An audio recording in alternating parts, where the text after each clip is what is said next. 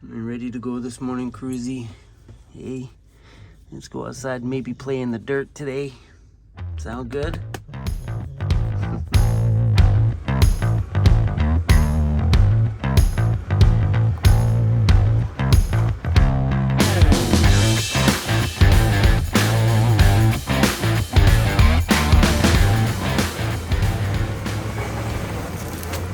That's a pretty sharp branch there.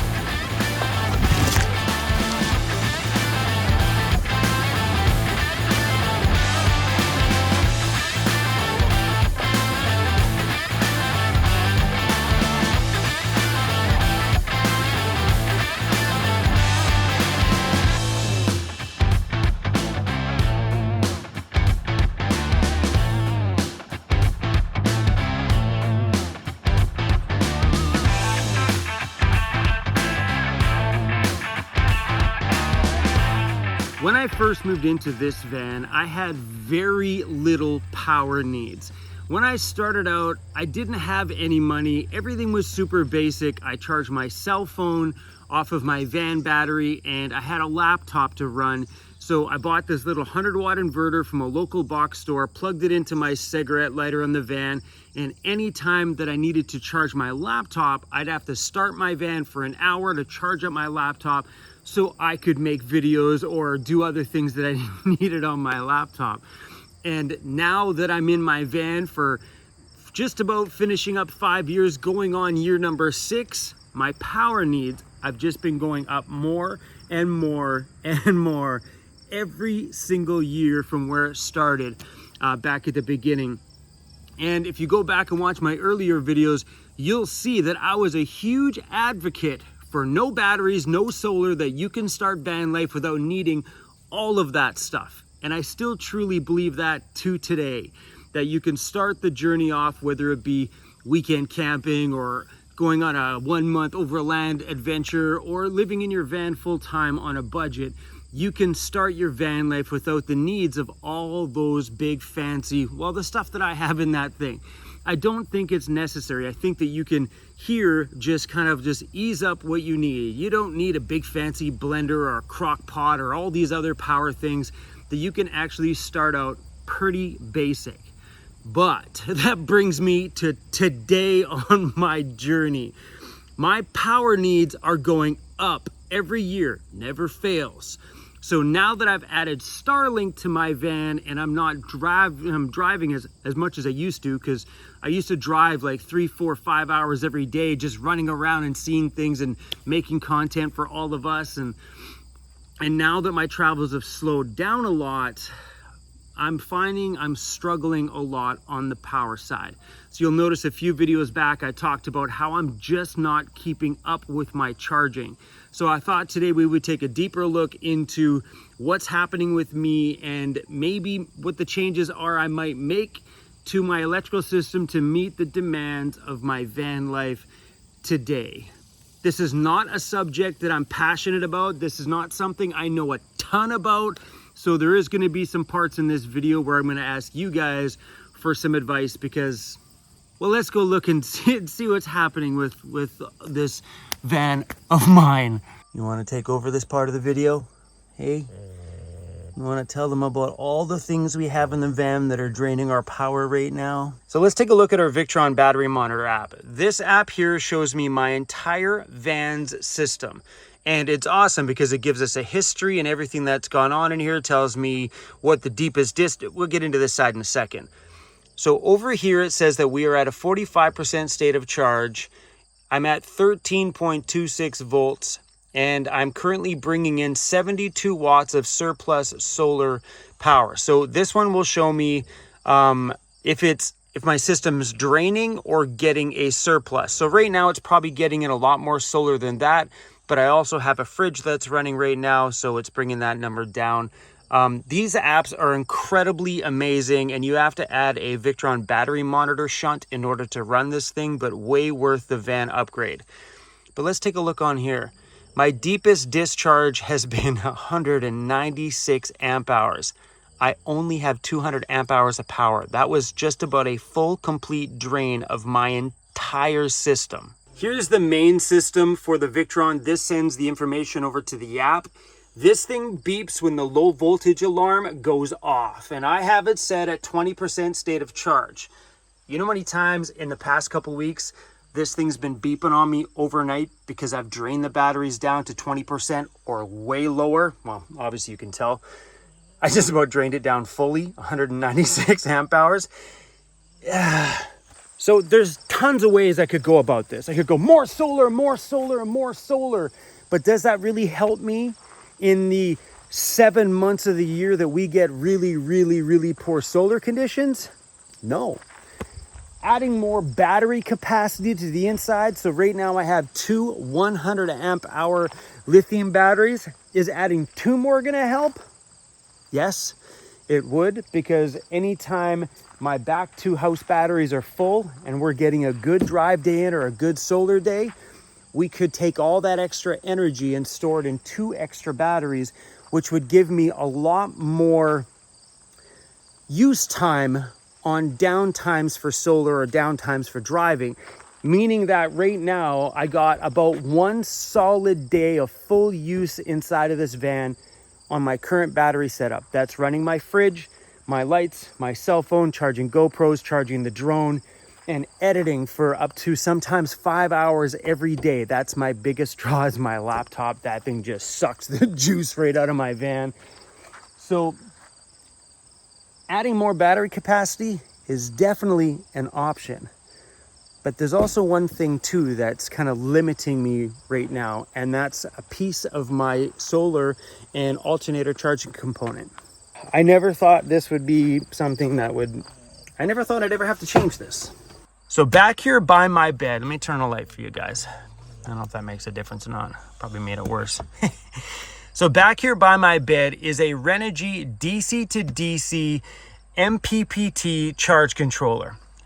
DC to DC means alternator to here to charge my house batteries, and MPPT is just the solar connection, which is up here. So this thing allows 50 amps of power. I know that doesn't make sense to a lot of people, but just let me just keep talking here. So 50 amps of power is allowed to come back. That's combination between alternator and solar. So if I'm getting 50 amps from my alternator while I'm driving, and just say I happen to be getting, I don't know, like half my solar production from my solar panels, and then they're getting a combination of all this power, this is only going to let back 50 amps. That's it. So if I'm bringing back 80 amps of power, this will not let anything back through to my batteries past 50 amps. So this might be limiting my charging. There definitely is some options for this here. Like I could do a separate unit just for alternator charging, which allows me to bring back 60 amps of power just from my alternator. So right now I'm on a tipping point of, do I add more solar? Do I add more batteries? Or do I go this route? So I don't want to do all of it at once, because that's just, I don't really know if I'm at the point with this van. I don't know if I want to put that much more money into this, because now we're talking about increasing the full electrical system. That's more solar, better controllers to control my power, and more batteries. So I think I may go this route by increasing the amount of power that's allowed into my battery system, and seeing if just that alone will help my system currently. So here's a question I have for you guys. If there's any like electrical solar expert guys on my channel, and I know there is, can I run batteries at two different locations in my van and still have it function correctly?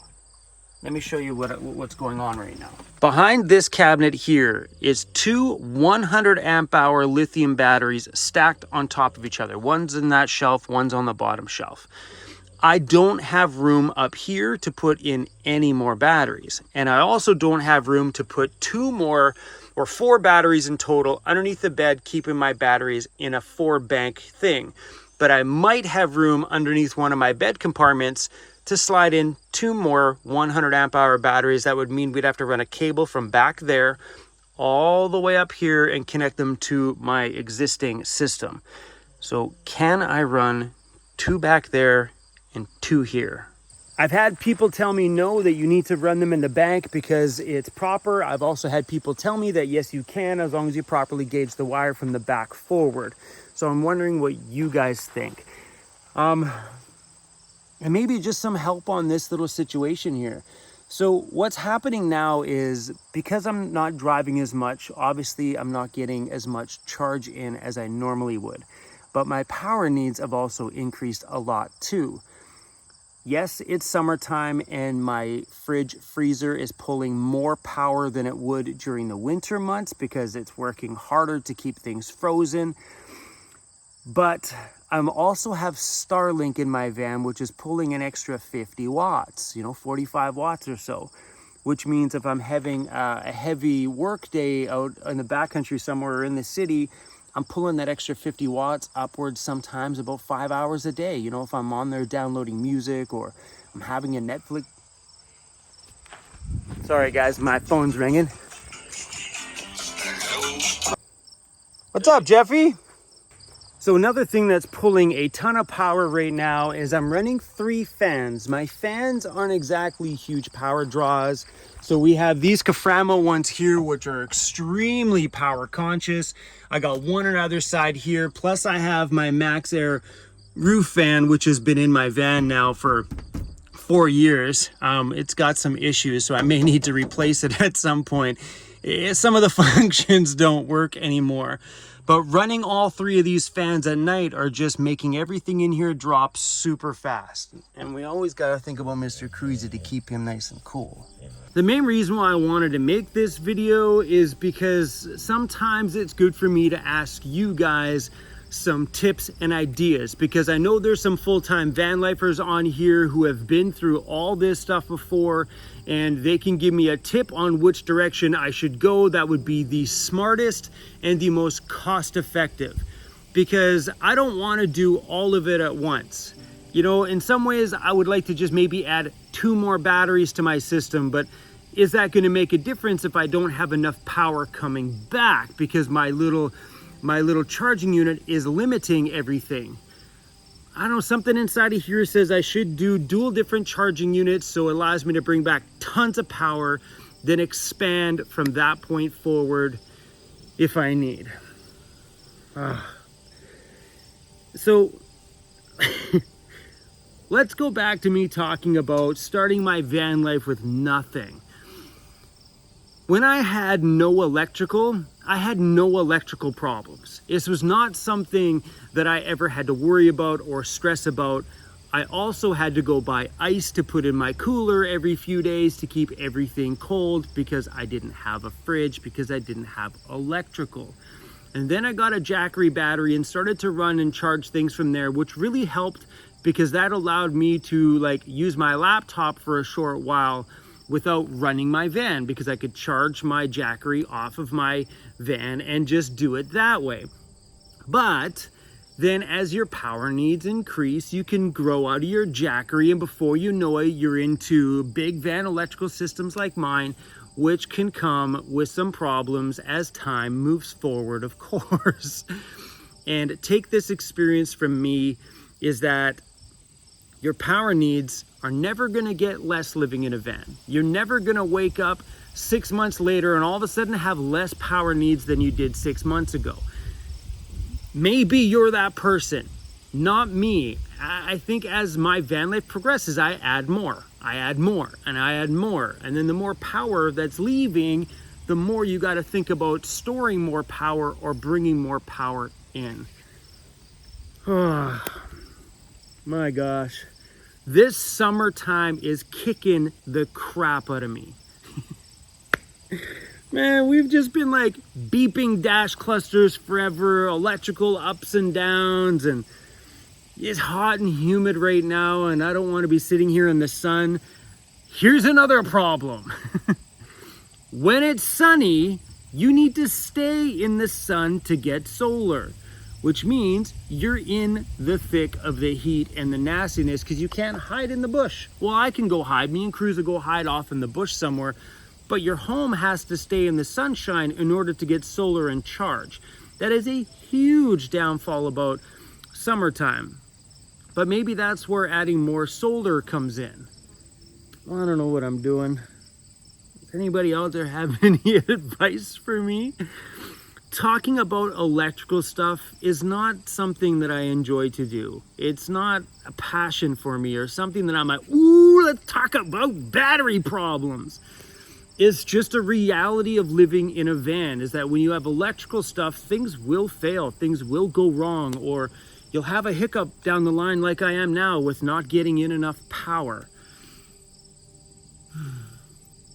Right now, I'm just babbling at this point. This video probably didn't really mean anything. At this point, I'm just like, I don't want to stop talking about this.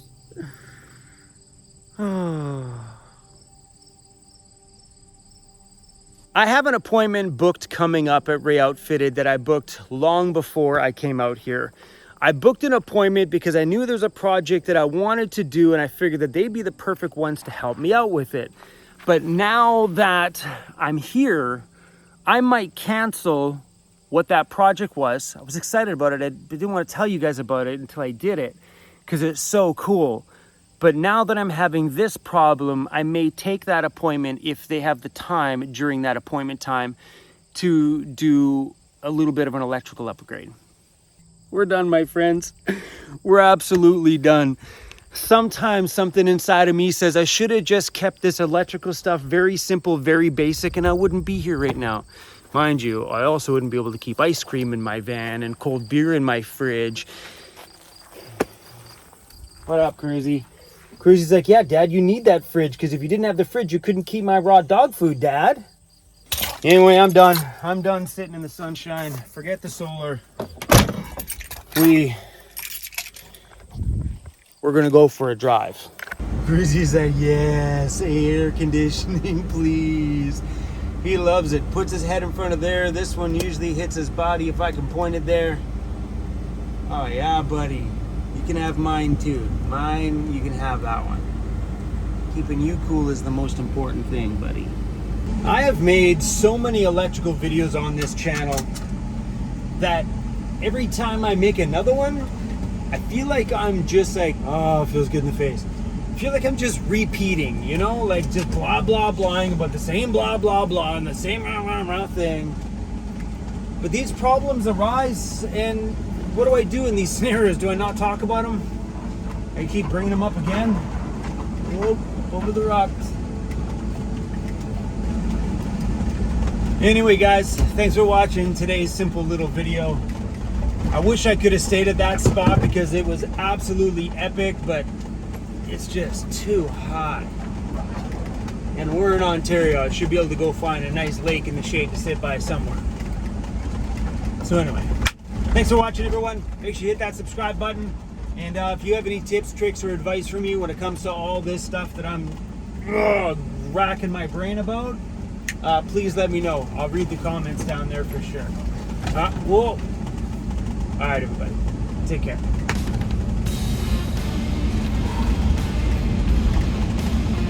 What are we pulling in now that we're driving? With the air conditioning on, we're pulling in 230 watts. 270, 308, 317. Oh yeah, we'll definitely charge faster by driving. On that note, see you guys. Whether it's true